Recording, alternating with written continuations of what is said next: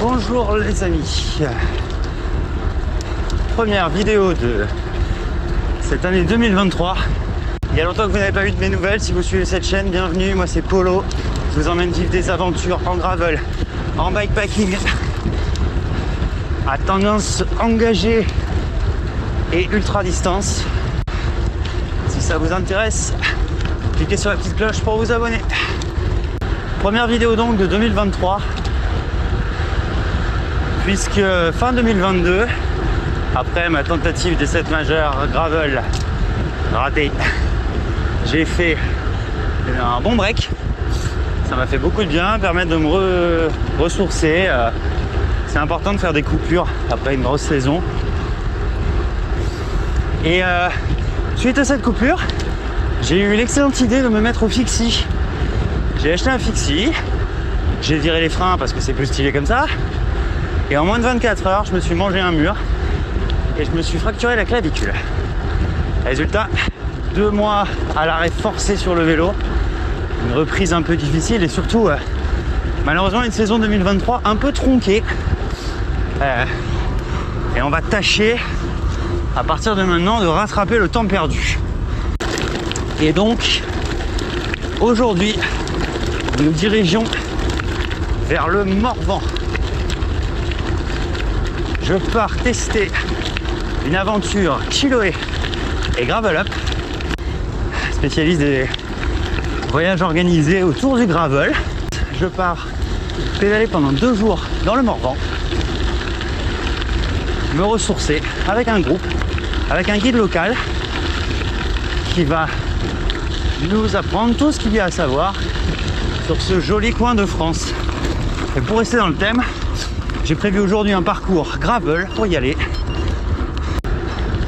La première étape du parcours se trouve à Auxerre. Donc Auxerre, c'est 190 km d'ici. Ça fait quand même une belle journée sur le vélo.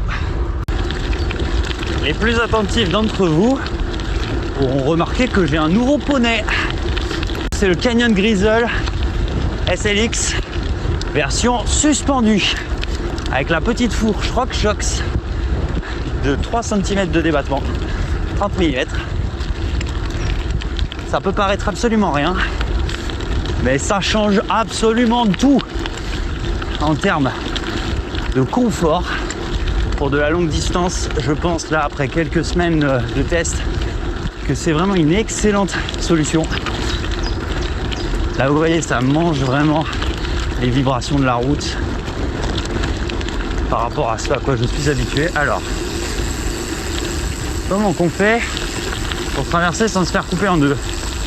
Bon, ben, on traverse juste là.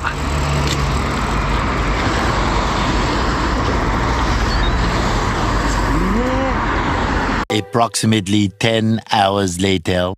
Bon, c'était le moment pas drôle. Je disais donc, la fourche RockShox, je recommande très fort.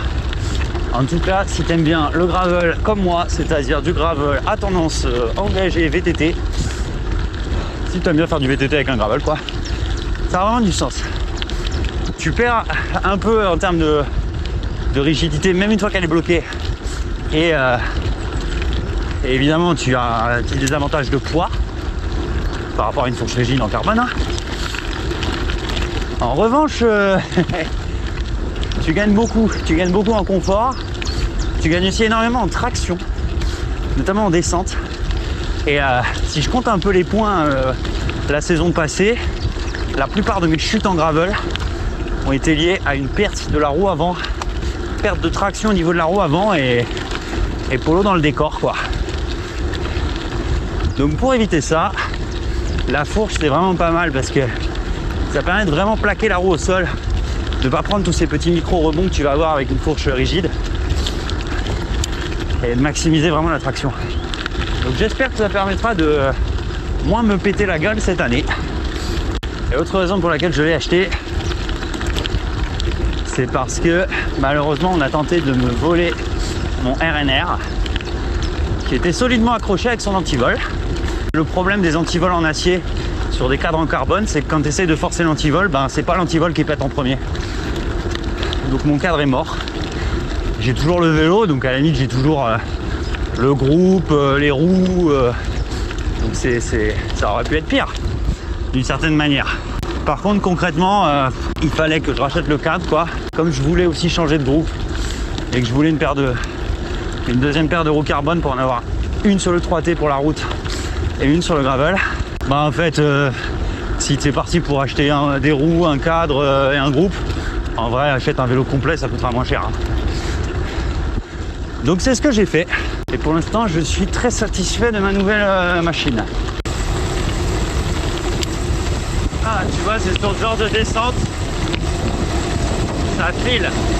La fourche mange tout, elle fait tout le travail pour moi.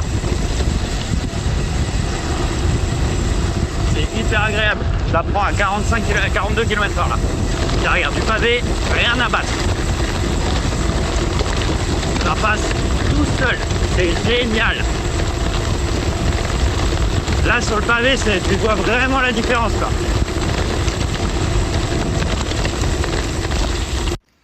Bon, il y avait longtemps. Voilà, mon compteur a encore planté, il a perdu toutes mes pages, tous mes parcours. Bref, je suis à l'arrêt forcé là, le temps de réparer tout ça et ça va repartir tranquillement. Mais putain, c'est bien Wahoo hein, de rajouter des fonctions, mais peut-être corriger vos bugs avant. Il y a un problème dans votre backlog les gars. Vraiment, ça va pas du tout.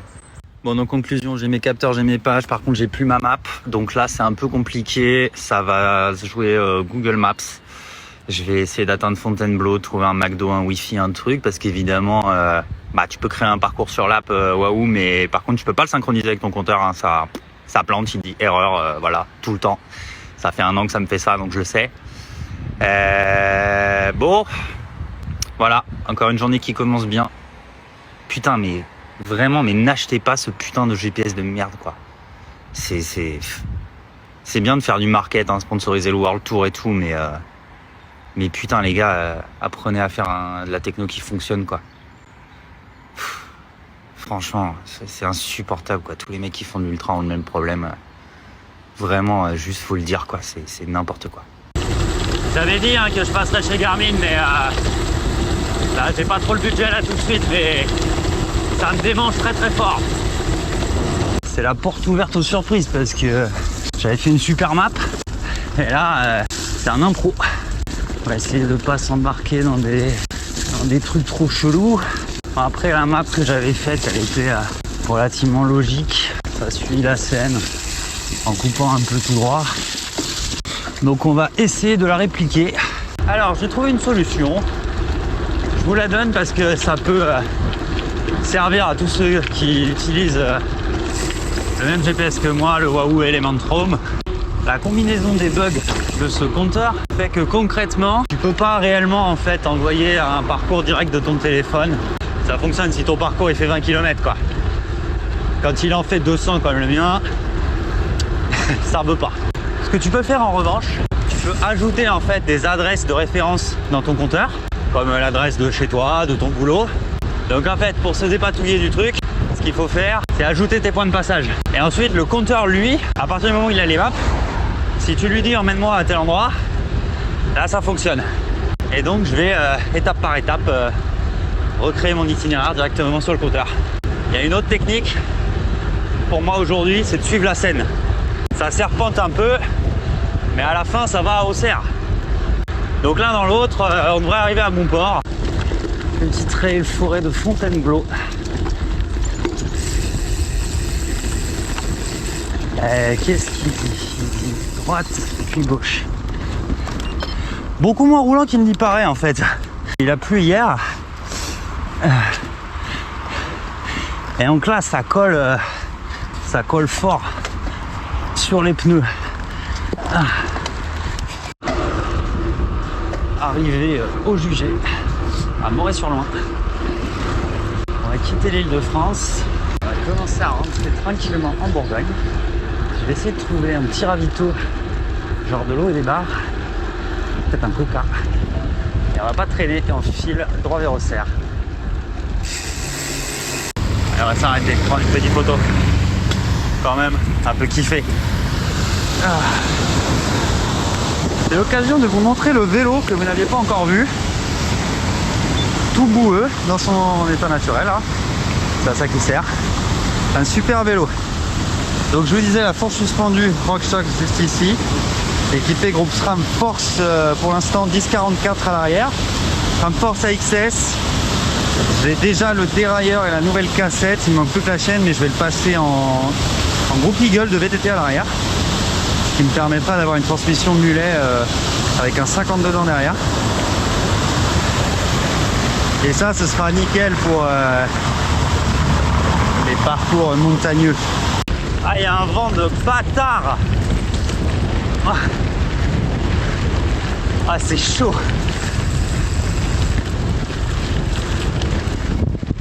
Ah. Je suis collé. Collé.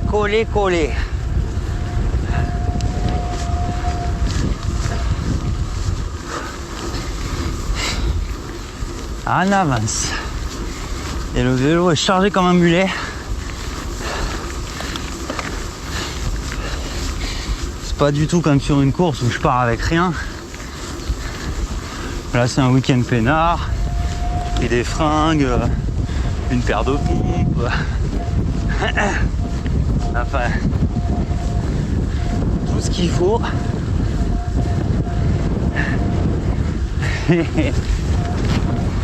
Et la moindre petite côte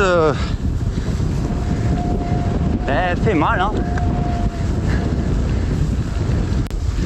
J'aime bien me retrouver dans les champs comme ça. Dès que tu sors de Paris, t'as cette espèce de sentiment de liberté d'être avec personne, quoi, d'être tout seul avec ton vélo. Et puis avec vous. Et ça, c'est quand même important. Merci de suivre ces aventures.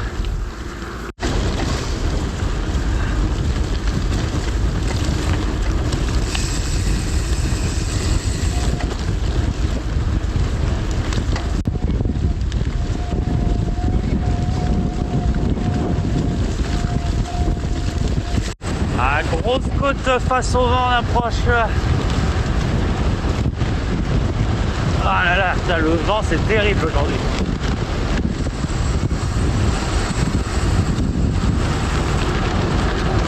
Ah là tu prends un maximum de vitesse, quoi. On te pleine mal dans les tours.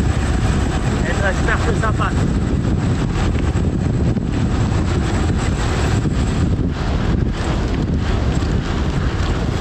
Ah, allez. Ah, waouh, putain, il fait mal. Oh la vache. Combien ça fait ça? 11,5. C'est une bagnole. Ah. Wow. 11,5%. Avec le vélo qui pèse en un de mort là, c'est pas évident les côtes comme ça. Là c'est la partie avec un petit peu de dénivelé. Ça fait pas beaucoup de dénivelé en absolu, mais c'est que des pétards bien sentis comme celui-ci, quoi. C'est très casse-pattes. Encore une petite porte médiévale. Je sais pas trop où on est là. Porte de Joigny. Ah bah si, on est à Joigny. Super. Alors mince, j'avais dit qu'il fallait que je trouve un ravito d'eau. J'ai pas trouvé. Restaurant peut-être. Attends, c'est un cimetière ça? Ah ben, classique cimetière. Parfait. Par où on rentre? Là. Ah. Allez, classique ravito au du cimetière. Ouverture de l'eau du 15 mars au 15 novembre. C'est parfait. L'eau est ouverte. La meilleure planque quand tu as besoin d'eau, c'est les cimetières. Bon, et maintenant c'est 45 km à peu près de voie verte. Face au vent toujours, hein. Ça va pas me lâcher jusqu'au bout par comme ça. Là maintenant ça va être hyper agréable. Il est 15h40.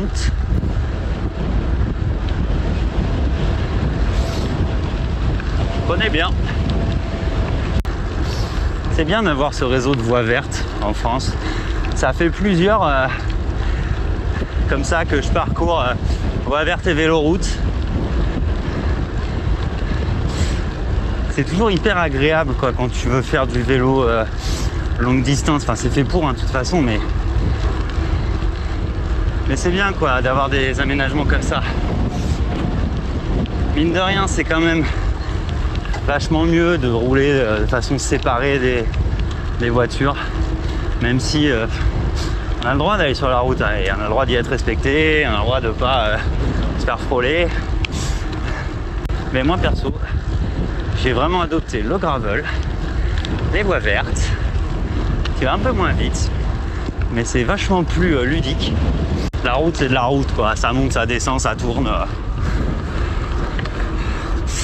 Et même si tu as parfois des paysages absolument incroyables, bah en fait tu allais même par le petit chemin à côté en gravel quoi. Mais tu as le petit chemin lui-même en plus. Ah là là. 31 km Jean-Michel. 31 km. Ce petit crépitement m'avait manqué. Pour moi c'est gravel quand ça crépite. Voilà. Quand ça fait ce bruit là, c'est gravel. Allez, on approche rapide de la fin du parcours. Je viens d'avoir le van Gravel Up JB au téléphone. On s'est dit qu'on allait se donner rendez-vous un peu avant Auxerre en fait. Enfin, je vais pas aller jusqu'à Auxerre. Je vais essayer de me rapprocher au max de la bretelle d'autoroute. Il y a un petit village, donc je vais juste aller jusque là. Je vais essayer de trouver un car wash, histoire de mettre un petit coup de jet sur le vélo qui est un peu crado là. Ça évitera de lui pourrir son van. Oh, c'était une belle sortie. Ça fait chauffer un peu les cannes. Échauffement pour la suite du week-end. Il sera beaucoup plus tranquille. En groupe. Je crois qu'on a prévu de l'ordre de 60 km par jour à peu près. Petite formalité. On a dit au téléphone que ça inquiétait un petit peu les autres participants sur le niveau du séjour. Mais non, c'est le principe au contraire de cette collab Club Chiloé Gravel Up. En tout cas de celui-ci. C'est que c'est vraiment de la découverte. Et je pense que d'une certaine manière, ça va être intéressant pour les autres et pour moi aussi. C'est vrai qu'à force de côtoyer le peloton ultra, on perd un peu la notion de ce qui paraît difficile ou pas, ce qui est difficile ou pas pour juste des pratiquants loisirs quoi. Enfin, même si moi c'est juste un loisir, mais ça va être bien aussi d'aller sur des trucs assez faciles quoi, de pas chercher à se mettre en difficulté technique. Juste le plaisir de passer un bon moment dans la forêt du Morvan. Le guide est l'un des concepteurs de la grande traversée VTT du Morvan. Donc je pense qu'il aura peut-être 2-3 variantes à me conseiller. Si j'ai envie de rallonger un petit peu les parcours, ce sera pas mal.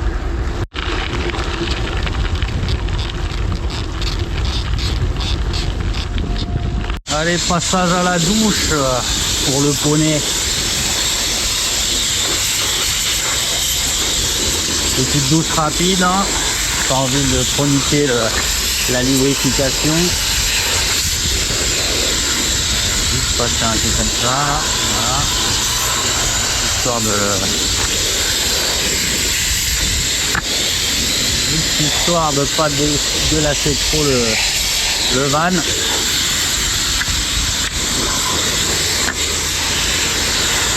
Bien pris la boue. Pas non plus faire du zèle.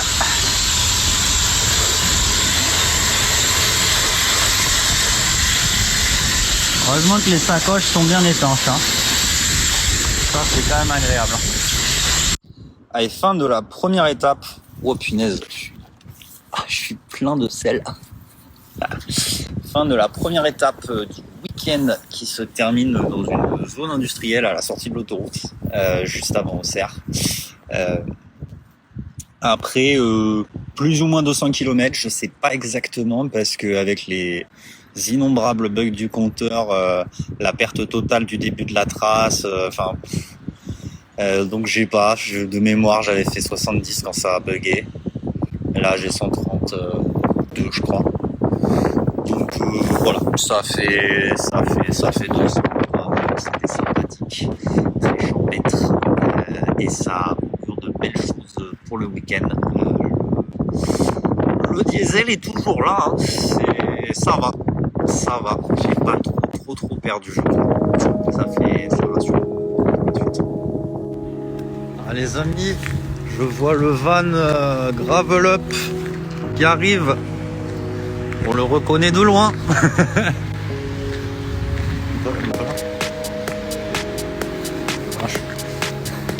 On le reconnaît de loin avec la flopée de vélo Origine sur le toit. Quelle classe. On va rajouter le mien. Ça manque un peu de violet tout ça. C'est parti.